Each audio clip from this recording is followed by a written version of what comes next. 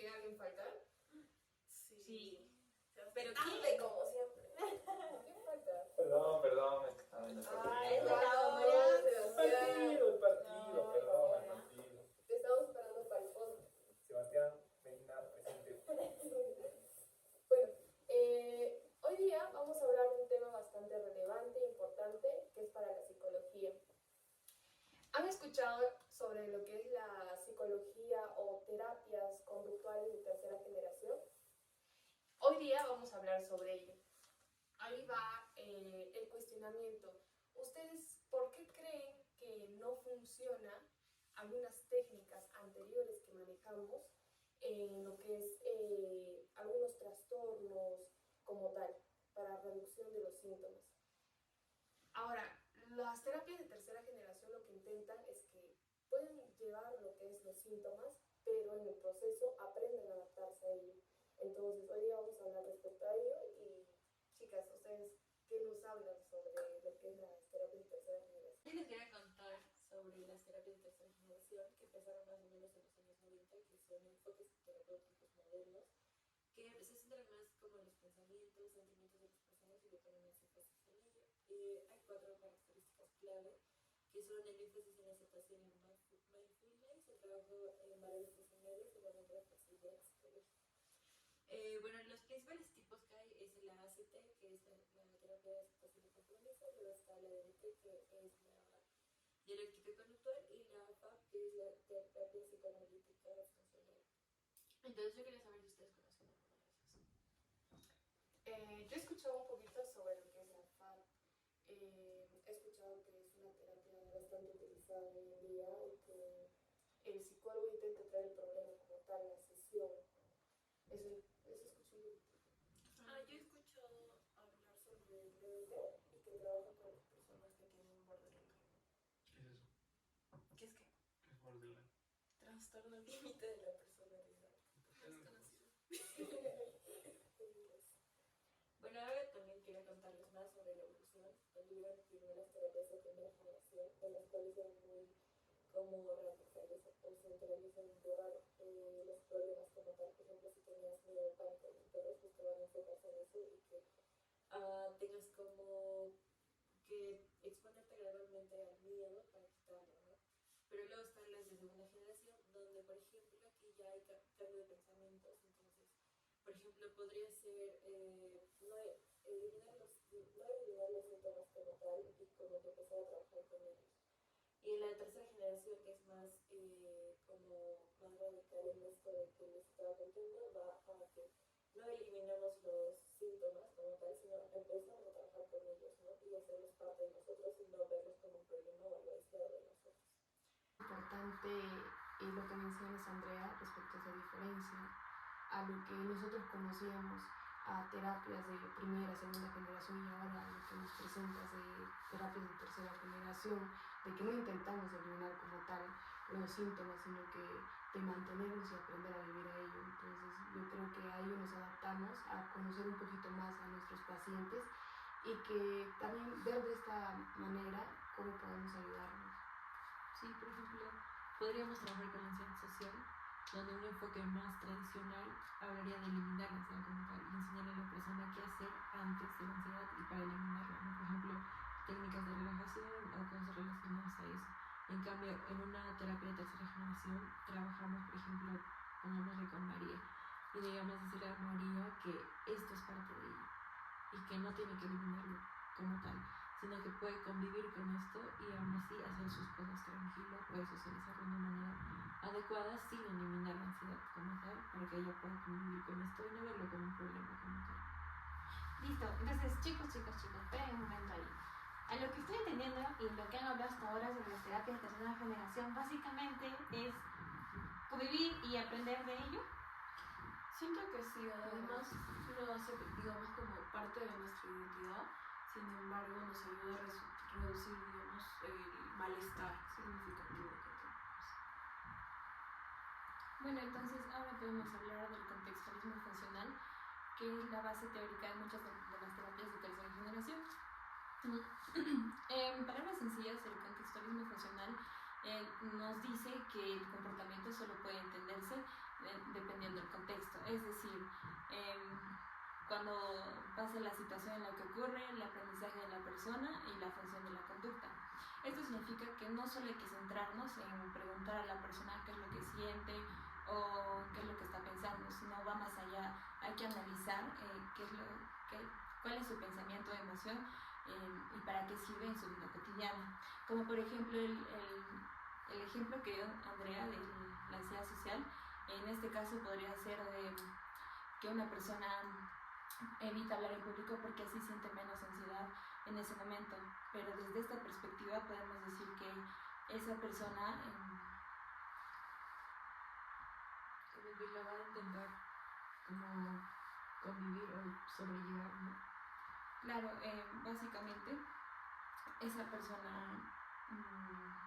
ya que evita eso a corto plazo, está reforzando ese problema a largo plazo. Entonces esto limita lo que es su vida y su línea, bueno, básicamente su línea de vida, ¿no? Ya, bueno, chicos, ¿saben? Yo les quiero profundizar un poco más sobre estas 3 terapias que ya se han mencionado y que ya lo han ido mencionando ustedes. Primero tenemos lo que es el ACT, la terapia de... muy bien, chicos, si sabían. Entonces, más o menos saben ustedes o se hacen idea de qué años son los que surge esta terapia. 90, creo. Sí, chicos, la verdad que sí. Esto nace en los años 80 y 90 en los USA, básicamente en los Estados Unidos, ¿va? Esta terapia, lo novedoso es que no va a buscar eliminar las emociones de una persona, ¿no? Pongamos de ejemplo, Camila siente mucha tristeza, entonces esta terapia no va a decir, ¿sabes qué? Erradiquemos esto y no va a sentir tristeza, no, sino que va a basarse más en todo el hecho de que esta persona pueda conllevar y vivir con esto, que lo pueda controlar y aceptar esas emociones que son parte de ellas, ¿no? Entonces, tiene principios. Primero tenemos lo que es la aceptación, como bien dice, vivir con ellas y no simplemente juzgar estas emociones. Otro, tenemos lo que es separar los pensamientos. Básicamente, muchas veces nosotros pensamos, pero tenemos que tomar en cuenta que estos pensamientos solo son ideas en la cabeza, ¿no? O en la mente. Sin embargo, no son verdades absolutas, pues no es el hecho de que yo piense, ¿sabes qué? Soy un fracaso, pero sin embargo solo es una idea que nace en mi mente. Entonces, ¿están comprendiendo un poco, chicos, sobre esta terapia? Sí, ya. Entonces, les voy a hablar también sobre la segunda, que es la FAC, que es básicamente la psicoterapia analítica funcional. Esta terapia se va a centrar más que todo en el trabajo del terapeuta con el cliente, como así un trabajo en el aquí y ahora. Entonces, esta terapia más que todo se va a enfocar en las CCRs, que son las conductas clínicamente relevantes. Tenemos 3, la CCR1, que básicamente tiene que ver con los problemas, ¿no? del cliente, que tienen que verse reflejadas en terapia o en la sesión misma. Y la CCR2, que son las mejorías del cliente y que el terapeuta va a tratar de que estas mejorías salgan, ¿no? Y la CCR3, que el paciente o el cliente básicamente pueda saber explicar estas conductas y las causas, ¿no? De esta problemática. Entonces, estas terapias también se va a guiar de lo que son de reglas, por así decirlo, el terapeuta. Primero, observar estas CCRs, evocarlas, que el paciente mismo las muestre, reforzarlas para que las siga haciendo y también que el terapeuta pueda ver los avances que tiene y los cambios que puede introducir al cliente. Entonces, básicamente va a ser de que todo el problema o toda la acción que tome el cliente dentro de sesión, por ejemplo, un ejemplo, chicos, porque creo que se están perdiendo, ¿verdad? Ya, un ejemplo.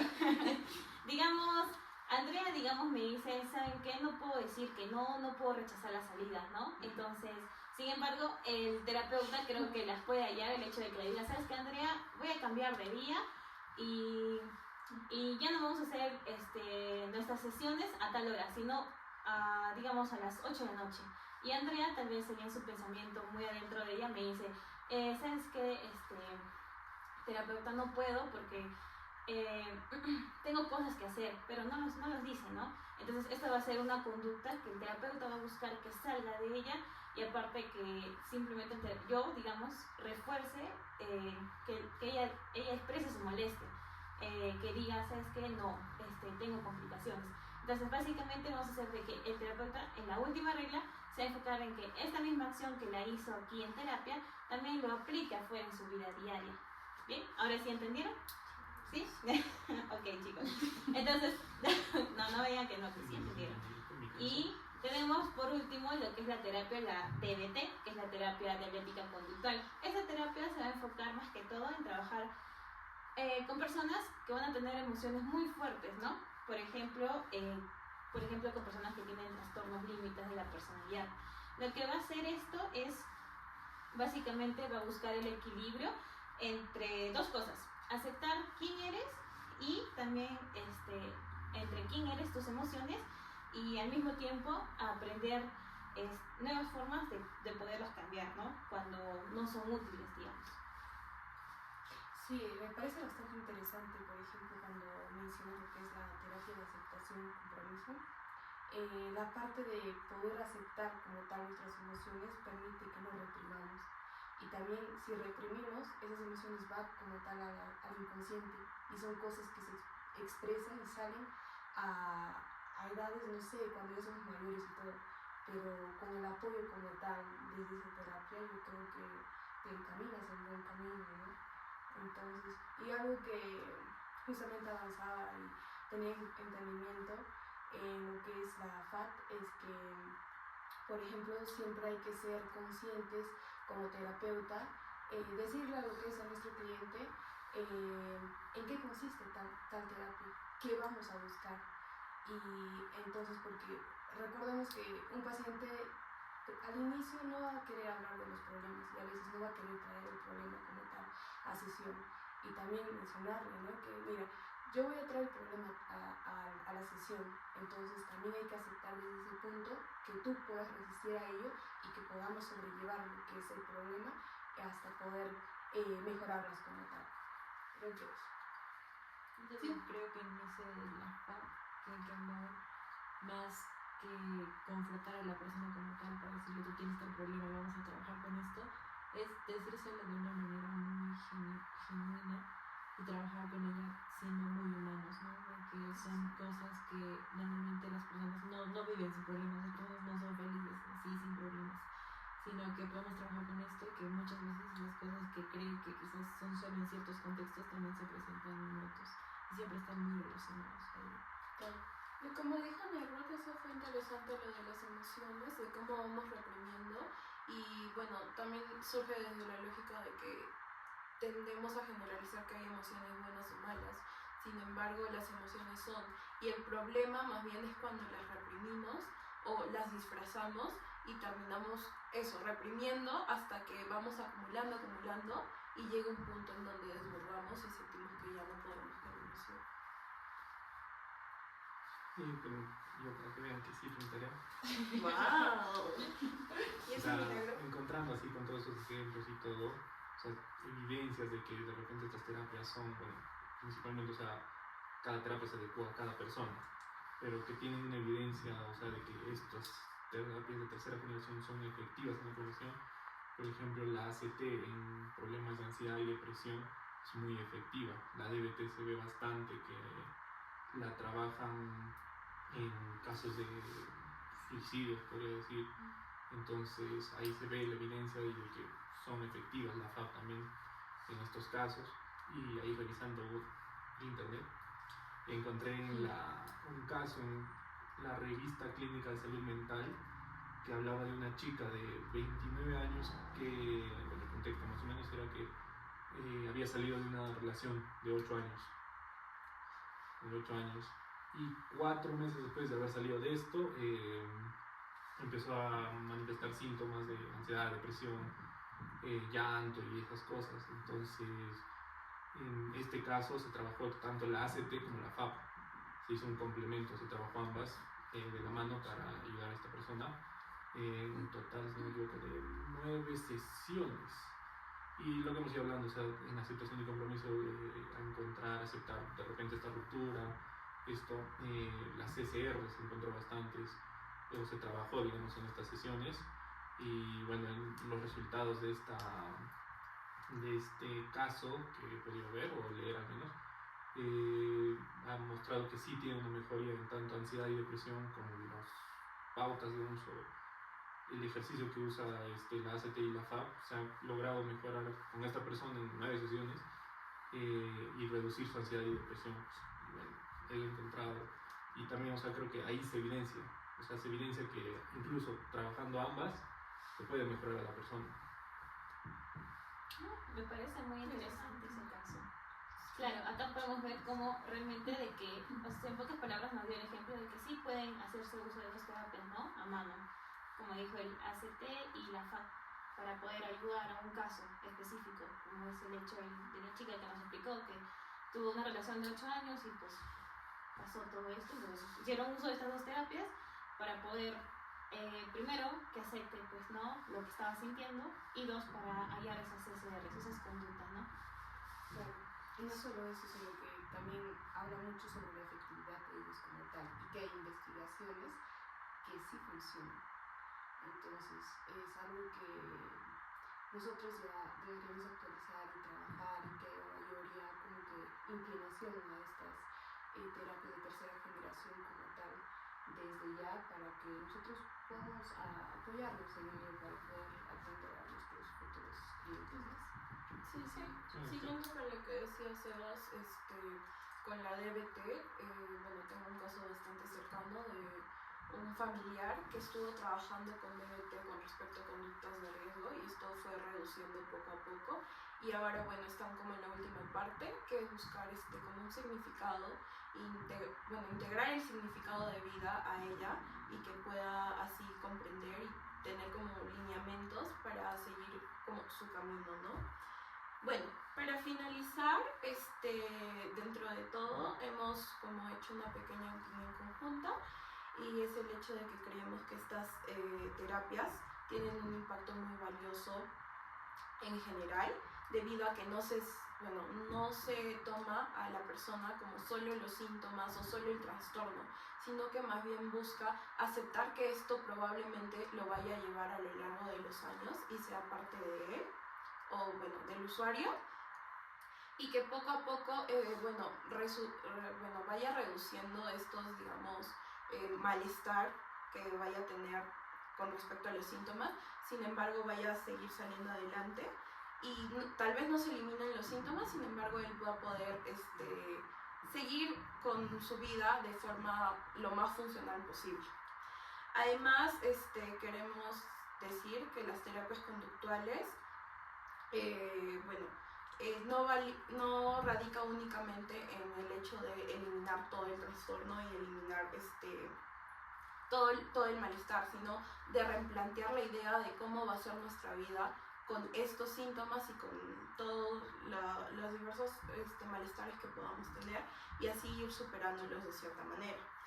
Bueno, terapias como la de aceptación y compromiso nos enseña acerca de la flexibilidad cognitiva, el DBT nos enseña a encaminarnos hacia lo que realmente queremos lograr y la FAP nos enseña que de cierta forma todos los problemas que manifestamos en nuestra vida diaria también lo vamos a llevar al ambiente terapéutico y que al ser un poco más controlado lo podemos de cierta forma cambiar y orientarlo hacia la mejoría con respecto a nosotros mismos.